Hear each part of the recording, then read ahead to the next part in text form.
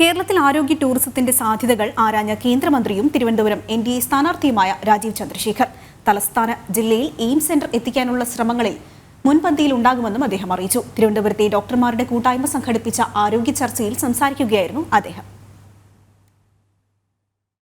സമകാലിക ആരോഗ്യ വെല്ലുവിളികളെ അഭിമുഖീകരിക്കുന്നതിൽ നമ്മുടെ സമൂഹം പരാജയമാണെന്നാണ് ഡോക്ടർമാരുടെ കൂട്ടായ്മയിൽ അഭിപ്രായം ഉയർന്നത്. 3 പതിറ്റാണ്ടുകൾക്ക് മുമ്പുള്ള രോഗങ്ങളുടെ അടിസ്ഥാനത്തിലാണ് നിലവിൽ നമ്മുടെ ആശുപത്രികളിലെ സൗകര്യങ്ങൾ. അതിവേഗം വളരുന്ന മേഖല എന്ന നിലയിൽ ഹെൽത്ത് ടൂറിസത്തിൽ തിരുവനന്തപുരത്തിന്റെ സാധ്യതകൾ മനസ്സിലാക്കി പുതിയ ദിശാബോധം നൽകി തലസ്ഥാനത്തെ മികച്ച കേന്ദ്രമാക്കാനുള്ള എല്ലാ പരിശ്രമവും തന്റെ ഭാഗത്തു നിന്നുണ്ടാകുമെന്ന് യോഗത്തിൽ സംസാരിച്ച NDA സ്ഥാനാർത്ഥിയും കേന്ദ്രമന്ത്രിയുമായ രാജീവ് ചന്ദ്രശേഖർ പറഞ്ഞു. ആയുഷ്മാൻ ഭാരത് പദ്ധതി സംബന്ധിച്ച ചോദ്യങ്ങൾക്ക് ഇത് നടപ്പിലാക്കുന്നതിൽ നേരിടുന്ന കാലവിളംബം പരിഹരിക്കുമെന്നും രാജീവ് ചന്ദ്രശേഖർ പറഞ്ഞു. കേരളത്തിലെ എയിംസ് തലസ്ഥാന ജില്ലയിൽ സ്ഥാപിക്കുന്നതിനുള്ള തീവ്ര ശ്രമം ഉണ്ടാകുമെന്നും രാജീവ് ചന്ദ്രശേഖർ അറിയിച്ചു.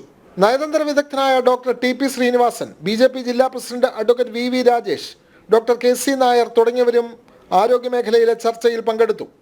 ജനം, തിരുവനന്തപുരം.